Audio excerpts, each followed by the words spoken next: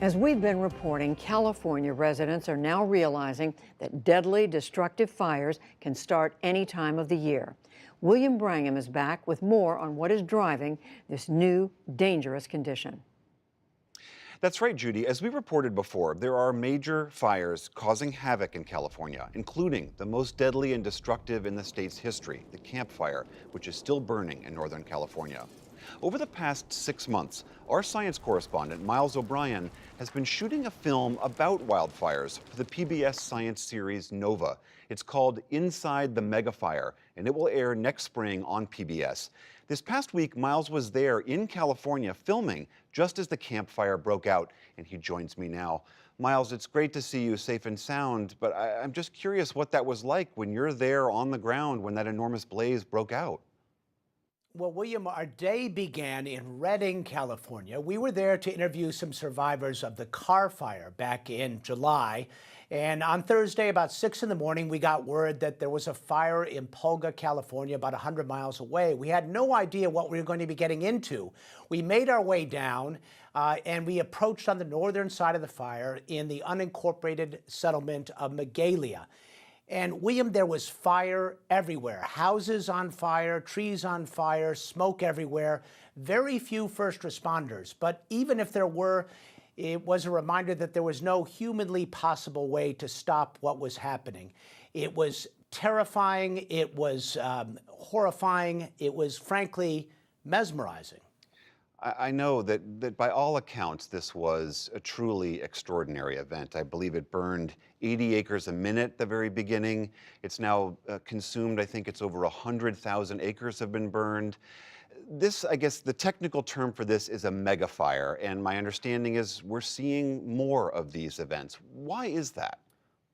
Well, megafires are much more common than they have been. Just to give you an idea, the 7 largest fires in California history have occurred since 2003. So this is a growing trend.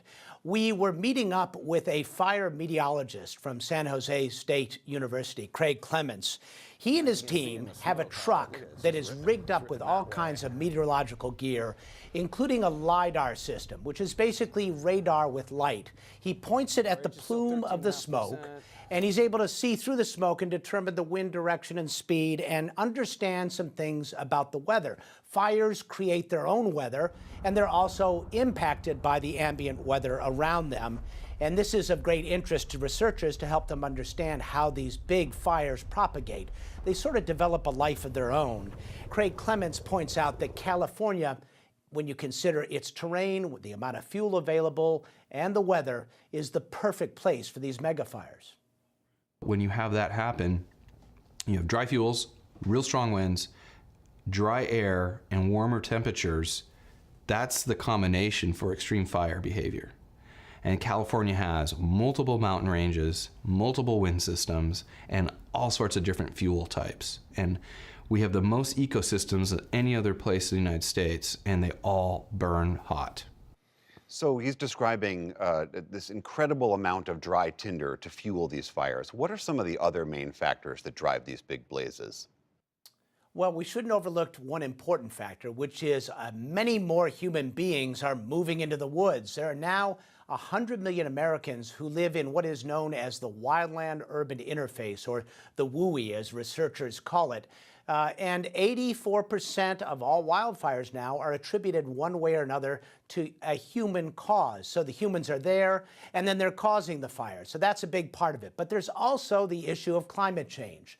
There is a big stack of research now that links the climate to the incidence of fire. It stands to reason that if it's warmer and drier, you're going to have a greater likelihood of fire. We met up with a researcher at Columbia University's Lamont Doherty University, Park Williams, who has authored a lot of these key papers, and he says the evidence is fairly clear. So in the last 40 years or so, we've seen that the amount of forest that burns in any given year in the western United States has increased by about 1,000%. That means that there's about 10 times more forest burning this year than there was in a year in the 1970s or 1980s. This is a huge increase, and that increase has been driven by warming. President Trump, who we know is a real skeptic about the science behind climate change, has blamed a different factor. He has repeatedly said that the California forest fires are driven by bad forest management. What does your reporting tell us about that? How true is that? Well, bad forest management is a problem. However, that's pretty simplistic. The blame should not be pointed at California in particular, and incidentally, environmentalists, as is part of that whole argument.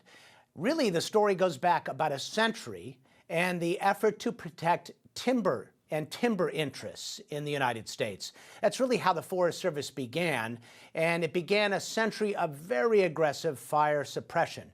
And what it has done, it has left forests all across our nation as dry tinderboxes filled with a lot of underbrush, a lot of dead trees, and a lot of diseased trees. It's worth pointing out that these forests over the eons have evolved with fire as a natural way to purge things and rejuvenate themselves. So what's the solution? The researchers will tell you the best way to handle this problem, and it's not an easy one to solve, is to start thinning out forests, not clear cutting them for timber, but thinning them out and introducing so-called prescribed burns. I met up with a researcher with the U.S. Forest Service, Sharon Hood, in Missoula, Montana, and we went to a couple of plots of land where she's running an interesting experiment. And in one of the plots, they've let it be, 100 years of growth. It's thick, you can barely walk through it. Right next to it, 16 years ago, they thinned it out and they burned it, and it's like night and day. Our ponderosa pine forest evolved with very frequent fires. We think that these forests here burned every 2 to 14 years, on average of every 7 years. So that's really frequent. So removing fire from 100 years for 100 years allows all these little seedlings to get established. They start growing, and if fires were coming through here routinely, they would kill those seedlings, creating open conditions. I mean, it sounds like it's certainly working in this demonstration she's showing you, but the west of the United States is so vast. I mean, is it really realistic that we could thin and clear the hundreds of thousands of acres that is the United States out west? Well, it certainly won't be cheap and easy, William. That is a fact. And if you look at the U.S. Forest Service budget now, over 50% of the money they spend is just to battle fires. So there's really not even any money for them to go into the preventative ideas that Sharon Hood would suggest. But there is a growing recognition that this is the only way out of this problem.